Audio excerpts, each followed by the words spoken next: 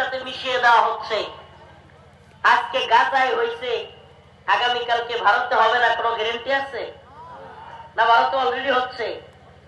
নতুন করে আইন পাস করছে ওয়াকফ বিল, এখন চাইলেই মাদ্রাসা মসজিদ সহ সব জায়গা দখল করতে পারবে হিন্দুরা। এরপরে বাংলাদেশে হবে না?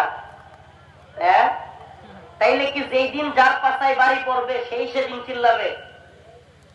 এটাই দায়িত্ব, যে আমার পাশায় যেদিন বাড়ি পড়বে ওই দিন আমি চিল্লাবো, এর আগে না। এটাই কি আমাদের ইমানি দায়িত্ব? হ্যাঁ,